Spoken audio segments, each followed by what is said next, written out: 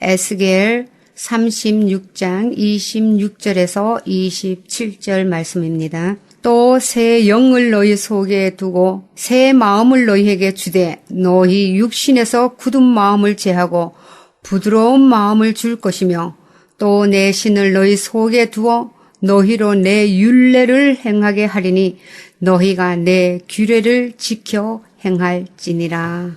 제목은 율례를 행하고 규례를 지키자라는 말씀으로 오늘 말씀드리도록 하겠습니다.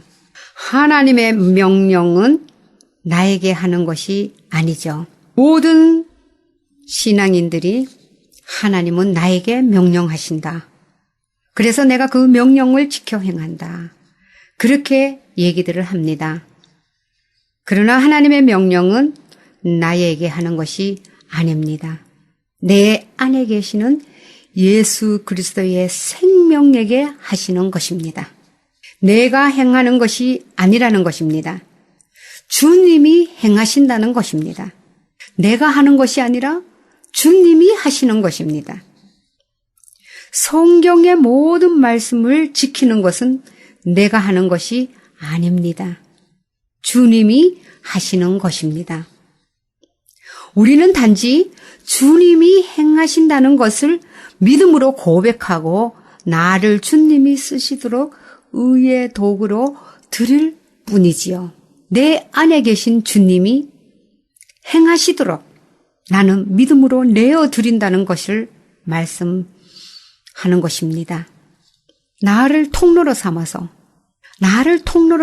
내 안에 계신 예수 그리스도의 생명이 모든 일을 주관하고 행하신다는 것입니다. 결국 무슨 말씀입니까? 나는 하나님의 도구로만 쓰임받는다라는 뜻입니다. 이런 믿음의 고백으로 하나님 앞에 쓰임받아야 될 줄 압니다. 나의 입도, 나의 손도, 발도, 머리도, 가슴도, 물질도, 건강도, 가족도, 직장도 모두 주님의 것으로 알고 드릴 때 주님은 거기에 축사하시고 500여의 기적을 일으키는 것입니다. 같은 것이라도 주님께 드린 것은 성별이라고 하지요. 성별이 뭡니까? 거룩하게 구별이 된다. 그런 말씀입니다. 성별은 거룩하게 구별이 된다. 나에게 가지고 있는 것이 주님의 것이라고 드릴 때 그것이 바로 거룩된 구별이 되는 것입니다. 물건도 집도 주님께 드릴 때 보혈을 바르게 되는 것이며 주님이 책임져 나가시는 것입니다. 11조를 드리는 의미는 10의 1 전부가 하나님의 것임을 인정하고 아니죠. 10의 10 나의 모든 전부가 하나님의 것임을 인정하고 그 표시로 10의 1을 드리는 거 아닙니까? 그리하면 그 나머지 10의 9도 하나님이 책임지시게 되므로 하나님이 주시고 복되고 안전한 삶을 살 수 있게 되는 것입니다. 물론 고르반으로 하나님께 드렸다고 하면서 나의 욕심을 위해 쓴다면 그것은 성별이 아니지요. 고르반이라 함은 하나님께 드렸습니다 하고 말하는 것입니다. 고르반이라고 하면서도 말은 하면서도 내 욕심을 위해서 쓴다면 하나님께서는 절대 받으시지 않으시죠. 그리고 하나님은 우리의 마음을 절대로 하나님께는 속일 수가 없는 것입니다. 모세는 왕궁에서 40년을 보내면서 세상에서의 최고의 생활을 누렸습니다. 그 왕궁 생활도 미래의 지도자를 만들기 위한 하나님의 계획이었지요. 하나님의 구속사를 쓰기 위해 예비된 지도자로서 필요한 모든 것을 왕궁에서 배우게 하신 것입니다. 모세는 40세 때 혈기왕성한 자신의 힘으로 하나님의 뜻을 이루고자 이스라엘을 구하려다 애굽 사람을 살아가게 되어 미디안 광야로 도망가게 되었던 것입니다.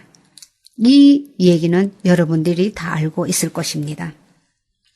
자신의 힘으로 하나님의 뜻을 이루겠다고 말은 하지만 결국은 하나님의 뜻이 아니라 자기 힘을 의지해서 그 뜻을 이루겠다고 혈기왕성한 나이에 모세가 행했던 것은 살인이었습니다.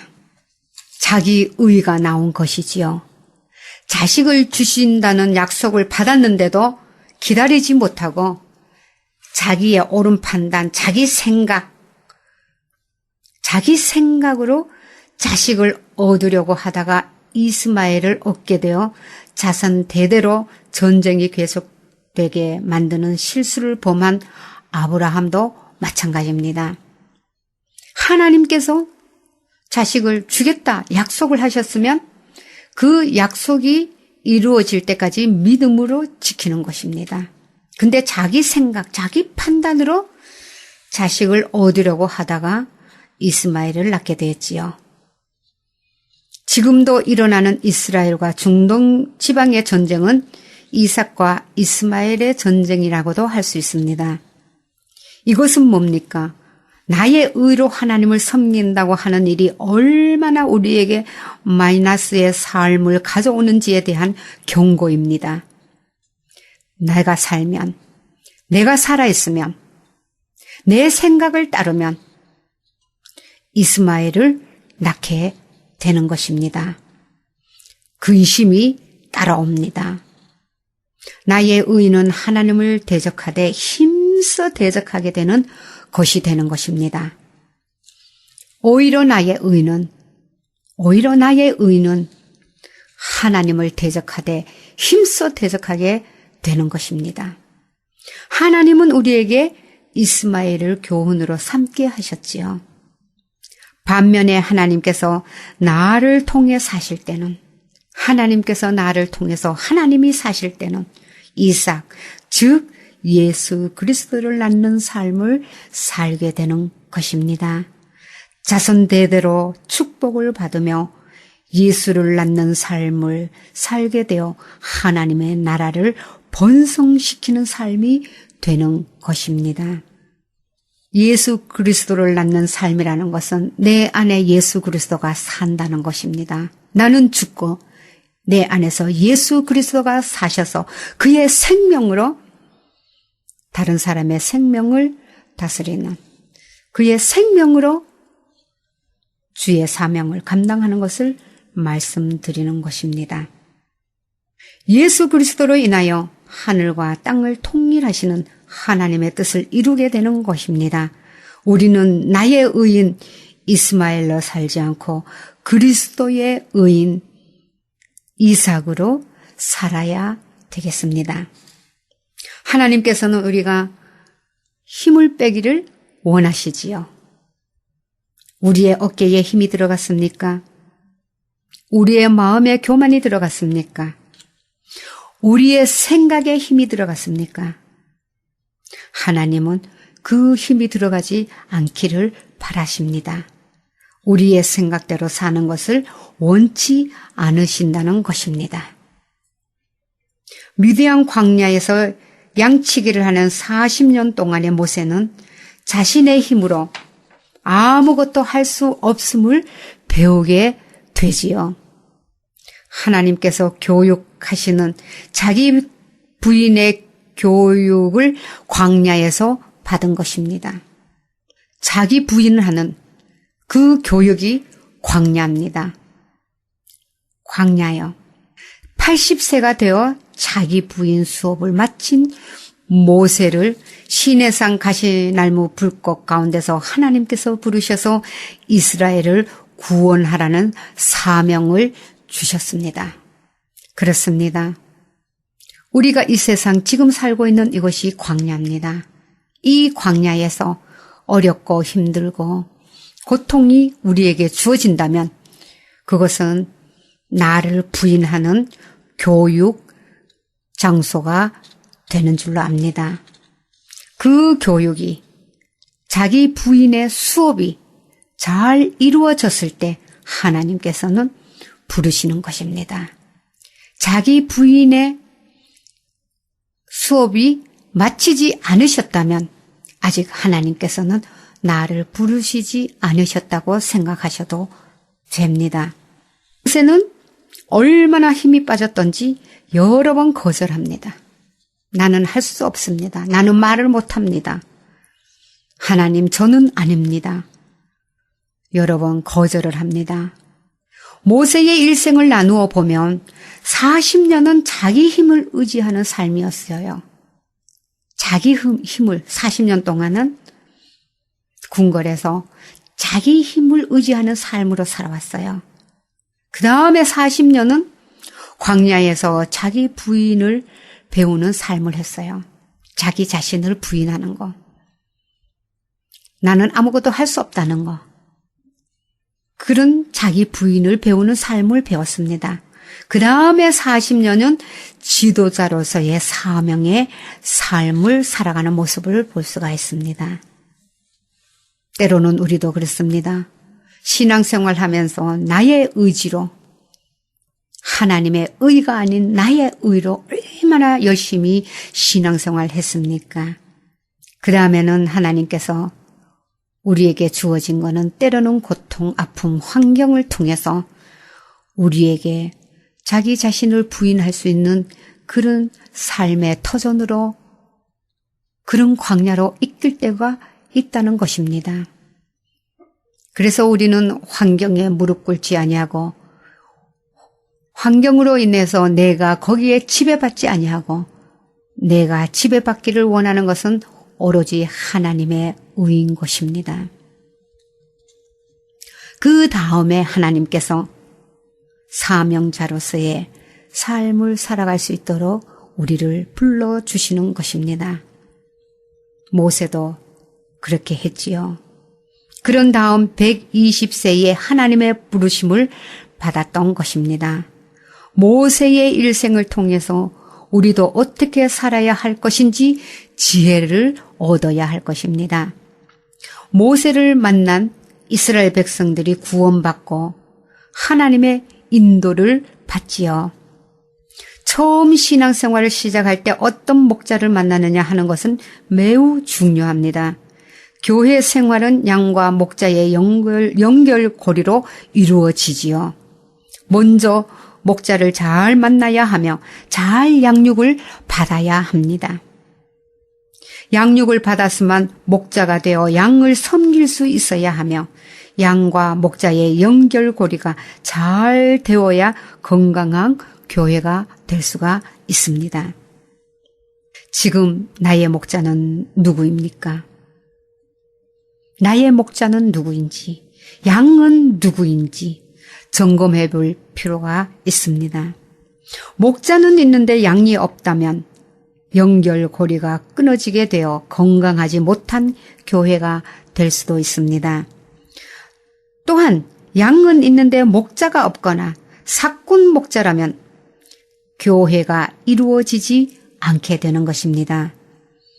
교회가 잘 되려면 양과 목자의 관계가 잘 이루어져야 하는 것입니다. 출애굽기 7장에서 11장까지 10가지 재앙 이야기가 기록되어 있습니다.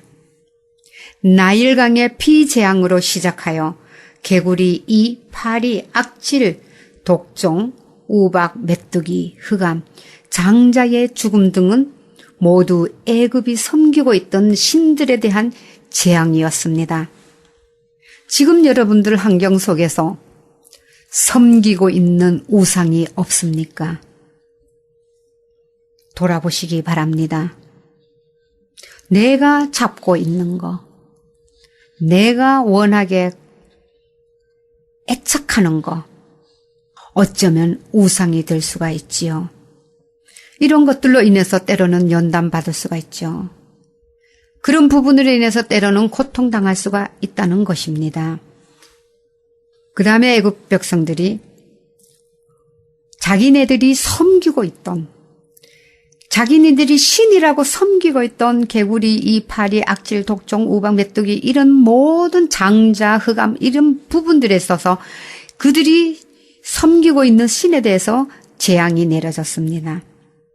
물, 땅, 공중을 주관하시는 하나님, 즉 우주 만물을 주관하시는 능력의 하나님이심을 모두에게 나타내는 것입니다. 인간의 강팍함과 어리석음을 깨뜨리시기 위해서 점점 더 강도를 높이신 것을 볼 수가 있습니다. 피, 개구리, 파리, 악질, 메뚜기 등은 미리 예고를 해 주셨지요. 그것은 무엇입니까? 진노 중에도 자비를 베푸시는 하나님이심을 보여주신 것입니다. 그런데 이 독종, 우박, 흑암 등은 예고를 해주시지 않았어요. 그 까닭은 깨닫지 못하는 인간을 징계하고자 하신 하나님의 뜻이었습니다. 하나님께서는 강팍해진 바로의 마음을 통해서 하나님의 더욱 큰 능력을 나타내주고자 하셨던 것입니다. 우리 주변에도 강팍한 마음을 접하게 될 때 우리는 하나님의 능력이 나타나도록 기도할 필요가 있습니다. 한편 애굽인들이 하나님을 인정한 것은 진정한 회개가 아니라 그저 속히 재앙을 피하고자 하는 마음뿐이었음을 보여줬지요. 하나님을 알기는 하지만 자기를 부인하지 못하여 하나님께 나아오지 못하는 것처럼 안타까운 일은 없을 것입니다. 믿음은 우리가 믿음 생활한다는 것은요. 믿음이라는 것은 자기 부인이 필연적입니다. 자기 부인이 없이는 믿음이 생길 수가 없습니다. 내 자신을 부인할 때 내 안에 살아계신 하나님께서 나타나시는 것입니다. 이런 믿음 위에 굳게 서기를 주의 이름으로 축복합니다.